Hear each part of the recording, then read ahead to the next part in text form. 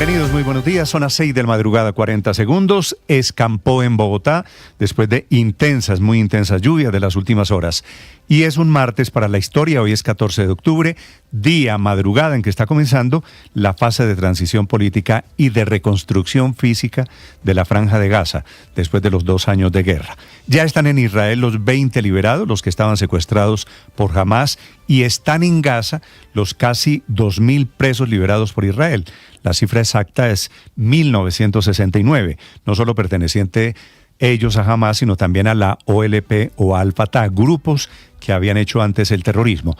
Todos puestos en libertad, que sobrevivieron a estos 2 años de secuestro, desde que se los llevaron en el ataque de Hamás en el Festival de Música, recuerden ustedes, el 7 de octubre del 2023. Pasaron la noche con sus familias, recibiendo atención médica, en evaluación, ya les vamos a contar. Todos están relativamente bien, por supuesto con las heridas naturales después de 2 años de cautiverio. Un cautiverio, entre otras cosas, mucho menos largo del que hicieron los señores de las FARC con tantos secuestrados en Colombia. Así que les fue relativamente bien si se quieren comparar con Colombia. Uno de los liberados es colombo-israelí, se llama Elkana Bogbot. Recibió la nacionalidad colombiana, cortesía del presidente Petro, pero no habla español, está casado con una colombiana que se llama Rebeca González. Tienen un niño de 5 años y por eso su imagen tan familiar para Colombia. El presidente Petro dice que espera que esta familia venga a vivir a Colombia, aunque Elkana trabaja con su familia en una tienda de helados en Tel Aviv. Parece poco probable. Las imágenes que esta madrugada le dan la vuelta al mundo son las de las familias reencontrándose con sus seres queridos, con sus hijos, con sus hermanos, que reciben también los cuerpos de aquellos que murieron en cautiverio. Esas familias todavía más adoloridas, pero con la templanza, con el consuelo de que finalmente están recibiendo los cuerpos. Hoy comienza simultáneamente la reconstrucción en la Franja de Gaza, para la cual el presidente Petro ofrece el oro colombiano. Trump, el gran ganador, ya regresó a Washington, se encontró con Macron, con una treintena de líderes del mundo, una cumbre extraordinaria en la que dijo, y tiene razón, que es un amanecer histórico para el Medio Oriente. El que no estuvo en la foto fue el presidente Trump, que dijo que fue vetado, el presidente Petro de Colombia, que fue vetado por Trump y que arremete contra él diciendo que no entiende el mundo.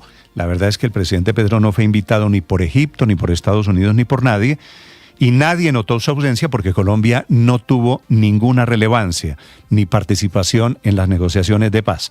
El presidente Petro se queja, dice que lo vetó Trump y hace un insólito anuncio que va a enviar oro que tiene en su poder la SAE, incautado al narcotráfico, para que en Gaza puedan atender a niños y a heridos del Medio Oriente. Me parece insólito porque el presidente evidentemente no tiene la capacidad legal para disponer de bienes incautados a la mafia. No puede decir tal apartamento, por ejemplo, para el hermano de Daniel Quintero, tal oro para los niños de la Franja de Gaza. Hay unos protocolos legales en Colombia.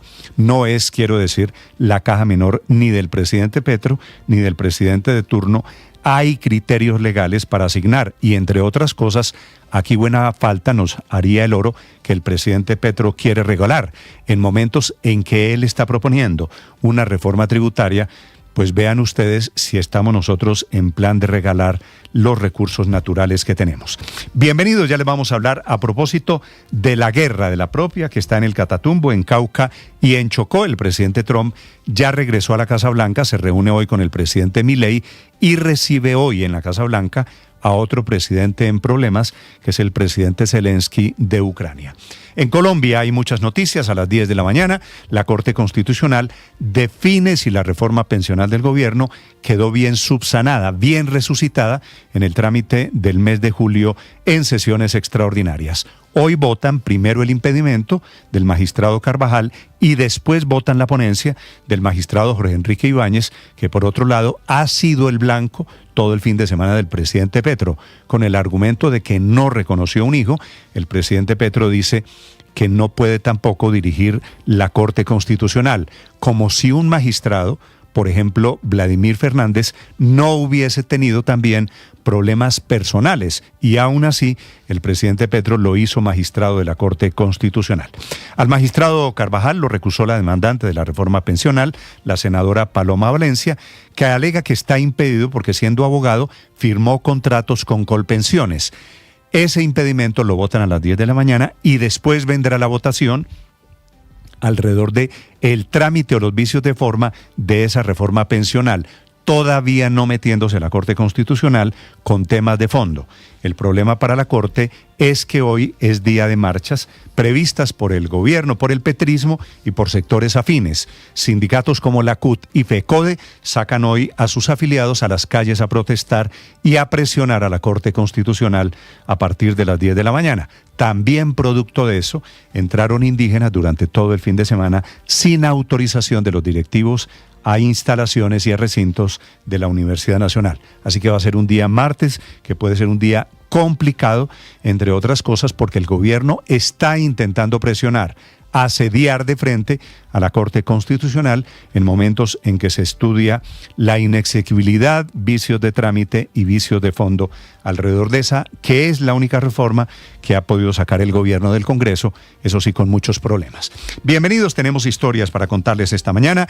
Ese tema de las reformas se va a crecer porque también el gobierno se está jugando la de la salud, que tiene pocas posibilidades de supervivir en el trámite en el Congreso de Colombia. Esta mañana investigan las autoridades en Bogotá el atentado contra defensores de derechos humanos del que fueron víctimas dos jóvenes venezolanos, Yendri Velázquez y Luis Peche, que habían llegado a Colombia perseguidos por la dictadura de Nicolás Maduro. Fueron víctimas de un atentado. Ambos salieron por fortuna con vida. Estaban saliendo de un edificio de apartamentos al norte de Bogotá, sector de Cedritos, cuando fueron atacados a bala por sicarios que huyeron en un carro que después abandonaron en el sector de Suba. Ambos, Velázquez y Peche, reportan desde la clínica Reina Sofía en el norte de Bogotá que se encuentran bien por fortuna. Pide su intervención no solo desde Venezuela María Corina Machado, que es la flamante premio Nobel, sino también en Colombia la Defensoría del Pueblo, que pide aclarar este tema. Y a propósito del Nobel les contaré, porque está ella en la clandestinidad, dice que podría ir a recibir el premio Nobel en caso de que Nicolás Maduro caiga de aquí al 10 de diciembre, que parece poco probable. Maduro, por su parte, está tomando represalias contra los gobiernos vinculados al premio Nobel. Por ejemplo, el de Noruega decidió Venezuela cerrar su embajada en Oslo porque considera que el reconocimiento es inmerecido y, por supuesto, lo pone hoy en un problema. Efectivamente, después del Nobel, el gobierno de Maduro ha tomado medidas que les contaré en segundos. En Colombia, el presidente Petro cuestionando el Nobel de Paz, diciendo que María Corina había apoyado en el año 2018 a el primer ministro de Israel, Benjamín Netanyahu, cuando ni siquiera estaba cerca una guerra en el Medio Oriente. Bienvenidos, un gusto saludarlos. Noticias entrelazadas, noticias que les contamos a partir de este amanecer. Y hoy es día también de fútbol, juega la Selección Colombia,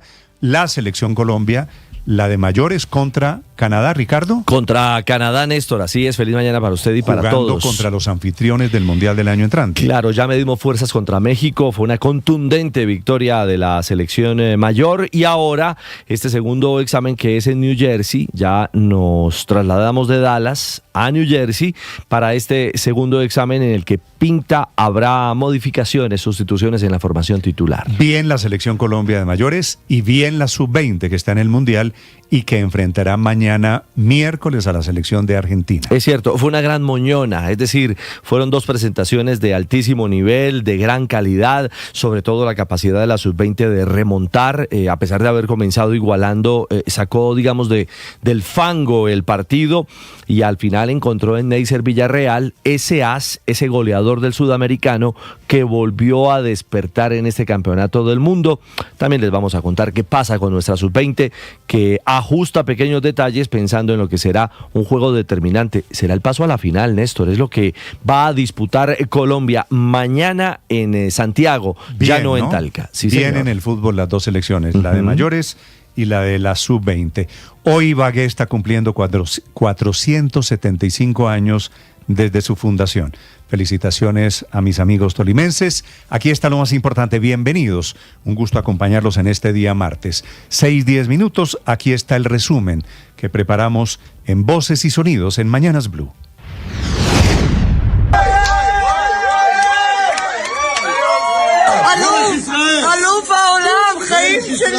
En medio de lágrimas, aplausos y euforia, los 20 rehenes liberados por Hamás se reencontraron con sus familias tras más de 700 días en cautiverio. En la Plaza de los Secuestrados, miles de personas se reunieron desde las 2 de la mañana para ver en pantalla grande el regreso a casa de los 20 secuestrados vivos y los 28 cuerpos de quienes fueron asesinados en cautiverio. El sentimiento era de alegría, pero también miedo. Siento que todo Israel no ha dormido en 2 días y sí, todos estamos como que felices.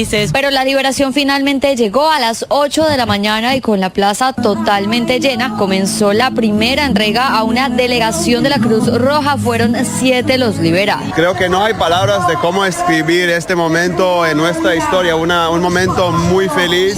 2 horas más tarde fueron liberados los otros 13, entre ellos el Cana Bogbot, el colombiano israelí esposo de la colombiana Rebeca González. Por primera vez después de 2 años se comunicó por vía telefónica con su familia en una emotiva llamada.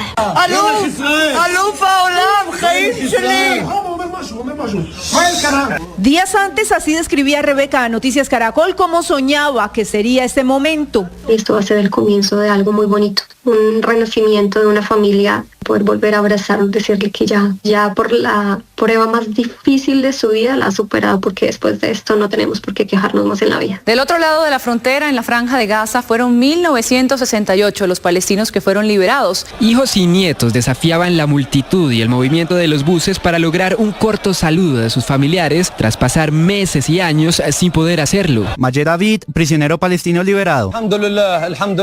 Gracias a Dios nos sentimos aliviados de haber podido ver cómo está la familia. Que Dios tenga piedad de nuestros mártires y de todos nuestros fallecidos y conceda paciencia a nuestra gente en Gaza. La gran figura del día fue Donald Trump, quien no solo logró que tanto Israel como Hamás aceptaran esta primera parte del acuerdo, sino que convocó y reunió a 20 jefes de Estado del mundo. Fueron 24 horas frenéticas para el presidente Donald Trump en Israel y Egipto, en donde lo recibieron como un héroe. Su discurso de 65 minutos ante el Parlamento de Israel es el primero de un presidente estadounidense desde 2008. Es el comienzo de una gran concordia y una armonía duradera para Israel y para todas las naciones de lo que pronto será una región verdaderamente magnífica. Este es el amanecer histórico de un nuevo Oriente Medio. Ahora los palestinos se preguntan si pueden confiar en que la guerra no se va a reanudar. Israel Katz, ministro de Defensa israelí, acusa a Hamás de incumplimiento de lo acordado porque solo se han devuelto 4 de los 28 cuerpos de los rehenes muertos. Por otro lado, Hamás está hoy intentando reafirmar su control de Gaza. 2 activistas venezolanos exiliados en Colombia, Luis Peche Arteaga y Yendri Velázquez, fueron víctimas de un atentado en el norte de Bogotá, luego de salir del edificio donde se encontraban. Según las autoridades, 3 personas que se movilizaban en un vehículo les dispararon en repetidas ocasiones, donde ambos fueron trasladados a un centro médico donde se recuperan y están fuera de peligro. El comandante de la estación de policía de Usaquén, el teniente coronel Ricardo Chávez. Estamos haciendo la trazabilidad para lograr la identificación plena de estas 3 personas que al parecer habían participado y se dieron a la boca. Por su parte, la líder opositora venezolana y Nobel de Paz, María Corina Machado, exigió al gobierno Petro una investigación urgente y pidió esclarecer los hechos, identificar a los responsables y garantizar justicia para los activistas venezolanos. Se registró un atentado en contra del CAI Santo Domingo en la localidad de Ciudad Bolívar el pasado domingo. Las autoridades confirmaron que no se registraron lesionados, sin embargo sí hubo afectaciones estructurales y el alcalde Carlos Fernando Galán aseguró que este panorama no es más que una reacción desesperada de estas bandas criminales. Brigadier General Giovanni Cristancho, comandante de Policía Metropolitana de Bogotá. Un sujeto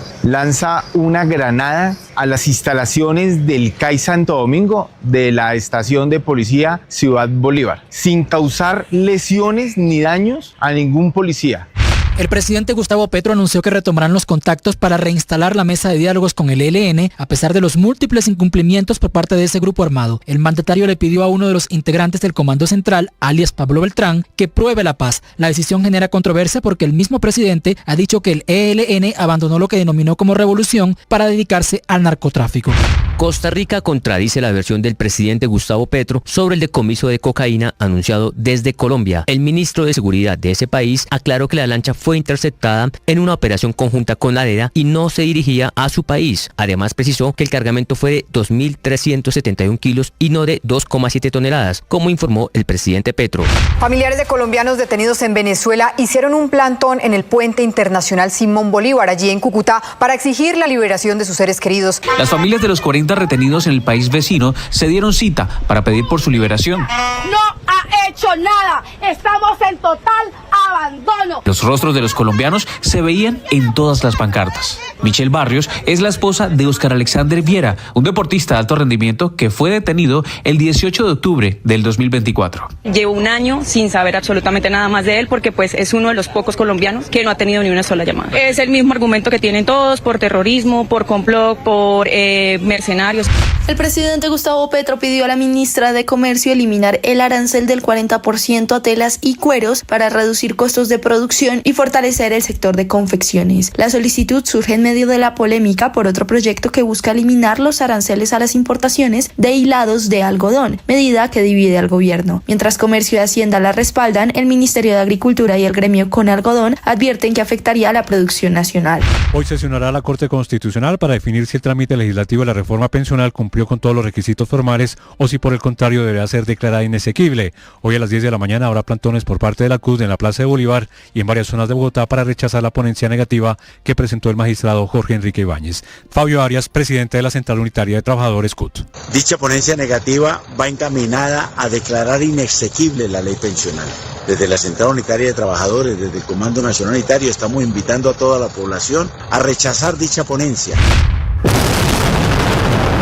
Bogotá vive un hecho histórico. En solo 12 segundos fueron demolidos los antiguos puentes de las Américas con calle 13, en un procedimiento controlado que marcó el inicio de una de las megaobras viales más importantes del occidente de la capital. El IDU confirmó que la implosión se realizó de forma segura y que los 7.900 metros cúbicos de escombros serán utilizados en las nuevas intersecciones de 3 niveles. Carlos Fernando Galán, alcalde de Bogotá. Que implica un punto de partida de lo que será la nueva calle 13 para Bogotá, que es una obra que yo recuerdo, pues, histórica. La ciudadanía ha pedido la intervención de la calle 13. Deportivo Independiente Medellín ganó categóricamente de visita en la fecha 15 del fútbol profesional en Colombia. Lo hizo 5-1 ante Once Caldas en el Estadio Palo Grande de Manizales. Con este resultado, el poderoso se sitúa tercero en la tabla con 27 puntos, aunque tiene un partido menos, y se consolida como el equipo más goleador del semestre con 30 anotaciones.